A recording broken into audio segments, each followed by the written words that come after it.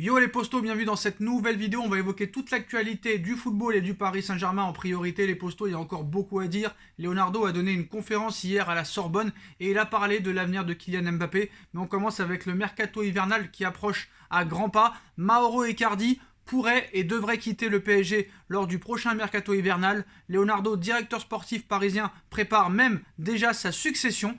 Donc définitivement transféré durant l'été 2020 pour plus de 70 millions d'euros. Mauro Icardi est désormais plus que l'ombre de lui-même au sein du Paris Saint-Germain, entre pépins physiques et problèmes extrasportifs, notamment avec son épouse et agent Wanda Nara. L'attaquant de 28 ans est à la traîne au Paris Saint-Germain malgré un contrat courant jusqu'en juin 2024. L'international argentin n'est plus le bienvenu au Paris Saint-Germain où Leonardo cherche à se débarrasser de lui. Pourtant, c'est lui qui l'a fait venir au Paris Saint-Germain. Donc, selon les dernières informations, la Juventus s'apprête à dégainer pour le numéro 9 des Rouges et Bleus.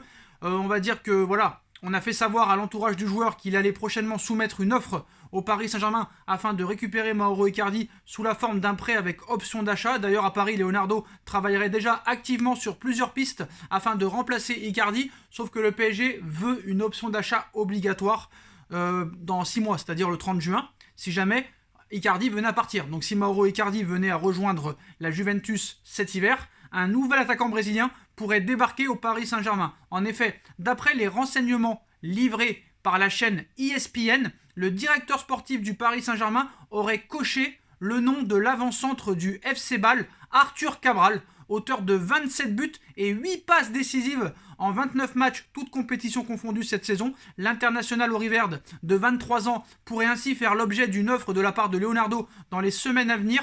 Arrivé en juillet 2020 en provenance de Palmeiras contre un chèque de 6 millions d'euros, le compatriote de Neymar et Marquinhos est lié avec le club suisse jusqu'en juin 2023. Il est évalué à 15 millions d'euros par le site spécialisé Transfermarkt. Le natif de Campina Grande vaut 25 millions d'euros aux yeux de ses dirigeants, un montant qui ne constitue pas un obstacle sérieux pour le Paris Saint-Germain. Le FC Barcelone, le Borussia Dortmund, Leeds et Arsenal seraient également sur le coup pour Arthur Cabral. Le PSG est donc prévenu. Donc j'ai regardé un petit peu le profil du joueur. C'est assez intéressant. Après, c'est le championnat suisse, mais c'est quand même un bon niveau. On a vu que quand même le Young Boys Bern a mis vraiment du cœur à l'ouvrage en Ligue des Champions. Donc voilà, certes c'est le championnat suisse. Est-ce que le championnat suisse est plus faible que la Ligue 1? Peut-être. On verra. Est-ce qu'on peut faire vraiment pire que Mauro Icardi? Je ne sais pas, mais est-ce que Icardi vraiment lui a laissé sa chance? Est-ce que Icardi s'est bien comporté? Non. Mais est-ce que réellement on a tout fait pour le mettre à l'aise dans cette équipe? Non non plus. Au début, quand il arrive au PSG, quand même, il a claqué. Et du jour au lendemain, voilà, problème avec Tourelle, problème avec beaucoup de personnes. Et apparemment, voilà, ça s'est mal passé. Et malheureusement, maintenant, Mauro Icardi n'est plus l'ombre que lui-même. Après, tu savais que ça allait poser des problèmes, vu déjà le tempérament de Mauro Icardi.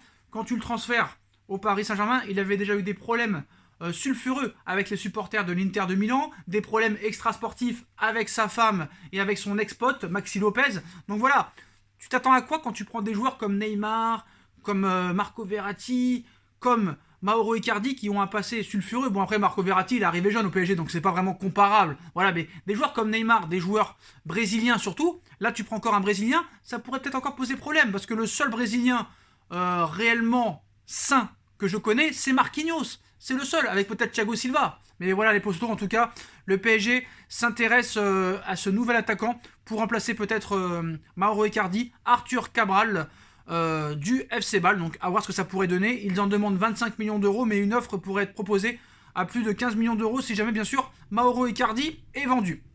En ce qui concerne les départs, un deal et un transfert surprenant pourrait arriver dans les prochaines semaines. Le FC Barcelone est à la recherche d'opportunités et a coché le nom d'Ander Herrera. Le joueur plaît beaucoup à Xavi et le Paris Saint-Germain est prêt à le laisser partir à moindre coût. La situation financière du Barça, connue de tous, laisse peu de marge de manœuvre à Johan Laporta en vue des prochains mercatos. Pourtant, Xavi a beaucoup d'idées. Installé sur le banc du Camp Nou depuis quelques semaines seulement, il a déjà pris conscience de l'ampleur de la tâche qui lui est donnée. Donc maintenant, depuis quelques semaines seulement, il a déjà pris conscience de l'ampleur de la tâche pour remettre le club là où il devrait être. Les travaux sont immenses, mais l'entraîneur du Barça a besoin de recruter dans tous les secteurs, mais surtout au milieu. Il s'inquiète surtout pour son entrejeu. Pour Xavi, le Barça doit acheter absolument un milieu de terrain et apparemment il vise un joueur d'expérience. Selon les informations d'El Nacional aujourd'hui, il a demandé à son président Joan Laporta d'arracher Ander Herrera au Paris Saint-Germain lors du marché des transferts hivernal. L'opération pourrait bien se faire car les 3 parties seraient sur la même longueur d'onde. Herrera serait emballé à l'idée de rejoindre le Barça. Le Barça apprécie beaucoup le profil d'Herrera, remplaçant désormais au PSG avec Mauricio Pochettino. Malgré son excellent début de saison, le joueur de 32 ans, lui, souhaite revenir en Espagne où il a évolué au Real Saragosse et à l'Atlético Bilbao. Avant de rejoindre Manchester United, l'idée de terminer sa carrière avec le Barça au Camp Nou le séduit énormément. La bonne nouvelle pour le joueur et pour le Barça, c'est que le PSG ouvre la porte peut-être à un départ pour cet hiver, même si plus ils espéraient peut-être faire ça l'été prochain. Nasser veut faire de la place dans l'entrejeu car il a toujours l'intention de signer Paul Pogba dans les prochains mois. Le PSG accepterait de négocier avec le Barça et toujours selon le média espagnol, Nasser est même prêt à laisser partir Ander Herrera à vraiment un prix très réduit. Pour le remercier de son attitude et de son professionnalisme, le Barça a donc toutes les raisons d'y croire dans ce dossier, d'autant que ce genre de profil ferait peut-être du bien au vestiaire barcelonais. Alors en ce qui concerne les autres départs, pas vraiment de départ proche en vue, à part peut-être celui de Herrera et celui de Mauro Icardi. Mais comme vous le savez les postos, il y a un autre sujet au Paris Saint-Germain, c'est le dossier Kylian Mbappé. Mbappé a parlé hier à Paris Match, on va pas revenir, il dit un petit peu tout et son contraire, c'est possible, c'est pas possible, donc on verra les prochains mois. Même si à l'heure où on parle, on est plus proche d'un départ que d'une prolongation de contrat. Leonardo, lors de sa conférence à la Sorbonne, nous dit Kylian Mbappé est formidable. Il est différent, il est unique. Et bon, vous savez ce qu'on veut. Ça c'est clair, on va voir. Donc voilà maintenant, Donc l'objectif du Paris Saint-Germain c'est de prolonger Mbappé. Mais est-ce qu'ils y arriveront vraiment à l'heure où on parle? C'est vrai que ça paraît compliqué, mais bon, on voit qu'un petit peu les propos de Mbappé changent. Je veux partir, mais je veux quand même rester pour voir si je peux faire mieux, si je peux gagner des champions, si je peux marquer l'histoire de ce club. Voilà, tout peut se passer, il y a des imprévus, mais j'aimerais bien quand même découvrir d'autres choses, d'autres championnats, d'autres joueurs. Donc voilà, on va pas se répéter, Mbappé partira, quoi qu'il en soit, un jour du Paris Saint-Germain, mais peut-être qu'il y a encore un infime espoir de prolonger Mbappé si le PSG lui donne le plus gros salaire du club et en fait la lumière de l'équipe, peut-être encore pendant 1 an ou 2. C'est possible. On verra ce qui se passera, mais bon, à l'heure où on parle, c'est peu probable. Et si jamais Mbappé venait à partir, il faudra lui trouver son remplaçant à les postos. Alors on a beaucoup parlé de potentiels remplaçants. La priorité numéro 1 se nomme Erling Haaland.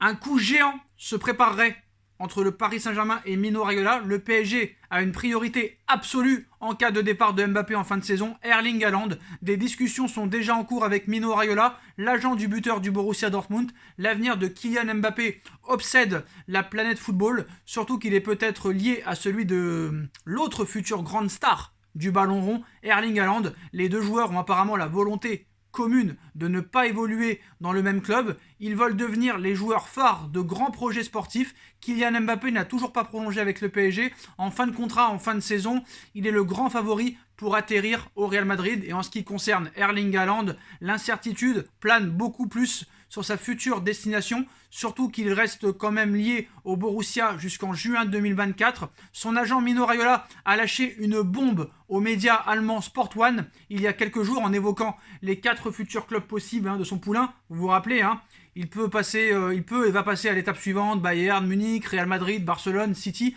Ce sont les grands clubs où il peut aller, a assuré le célèbre agent pour RMC Sport. Mino Raiola a zappé volontairement le Paris Saint-Germain, qui serait en fait le club le plus avancé dans le dossier. Alors on en parlait avec Nono, d'ailleurs le lien de la chaîne de Nono est en lien en description. Nono l'avait dit, moi je l'avais dit. Est-ce qu'il avait fait exprès de ne pas citer le Paris Saint-Germain?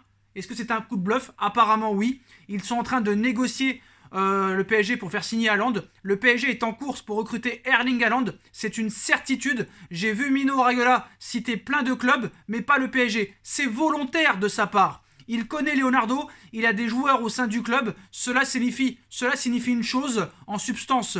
C'est qu'ils sont en train de négocier. Le PSG fait tout pour le signer, pour compenser le départ de Kylian Mbappé. Ce n'est pas garanti que ça se fasse. Mino Raiola va convaincre le joueur de signer où il veut. Il fonctionne comme ça. Donc c'est Mino Raiola qui va décider pour Haaland où il va jouer. Après, moi je vais vous dire la vérité, il y a zéro chance que Mbappé et Haaland soient dans la même équipe l'année prochaine. C'est une certitude. Donc soit Mbappé restera, soit Haaland ira au Real Madrid, ou soit Mbappé ira au Real Madrid et Haaland dans un autre club. C'est sûr et certain. Donc maintenant, voilà, c'est ce qu'a certifié le journaliste de RMC Sport lors d'un live de Canal Supporter. Le Qatar ne veut surtout pas rater le grand tournant du prochain mercato estival juste avant sa Coupe du Monde, que les supporters parisiens se rassurent, si Kylian Mbappé part, il serait remplacé comme il se doit. Donc voilà, donc c'est volontaire de la part de Mino Raiola de ne pas citer le PSG pour travailler en sous-marin. D'ailleurs, le Bayern a dit qu'il ne ferait pas de folie pour Haaland.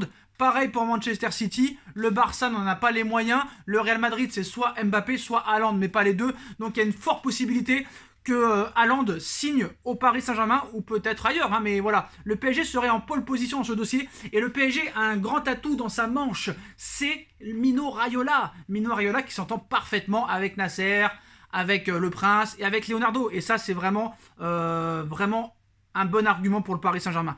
Alors maintenant, si jamais Mbappé partait et si Haaland ne venait pas, il faudrait quand même trouver un remplaçant. Et si jamais Haaland et Mbappé ne sont pas au PSG l'année prochaine, bah, le PSG pourrait bien se concentrer sur Robert Lewandowski, les postaux. Voilà. Pour l'instant, aucune proposition officielle n'a été formulée par le Paris Saint-Germain à l'égard de l'international polonais. En revanche, l'intérêt du PSG est bien réel.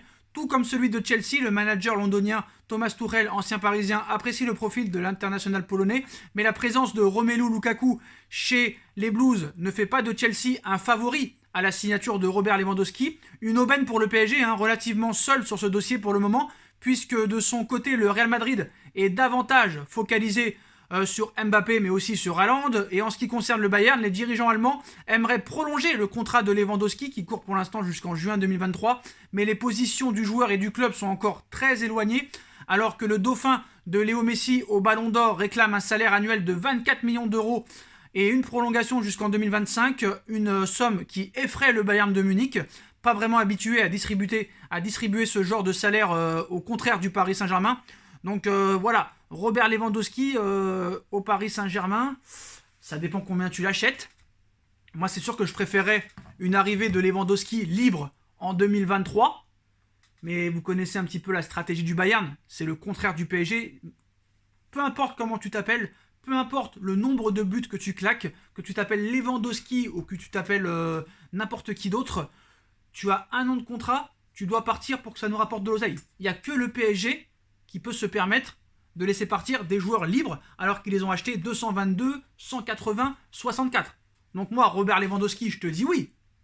Mais vraiment en cas de dernier, on va dire, de dernier sur la liste, on va dire. En cas vraiment de échec de la prolongation de Mbappé ou du transfert d'Haaland. Si Haaland ça se fait pas et si Mbappé ne prolonge pas, là oui tu pourras peut-être reprendre Lewandowski en attendant d'avoir un joueur pour l'avenir. C'est sûr et certain. Mais quoi qu'il en soit, le PSG ne fera pas de cadeau. On parle aussi de Kingsley Coman qui lui aussi est en fin de contrat en 2023. Mais l'information principale de la vidéo, les postos, le PSG serait en pole position d'après RMC Sport pour avoir Erling Haaland l'été prochain et pour recruter le géant norvégien Cyborg. Mino Raiola est en plein bluff, en pleine communication et aurait fait exprès de ne pas citer le Paris Saint-Germain. C'est vraiment du Mino Raiola. Voilà, on va pas se mentir, c'est comme ça que ça se passe.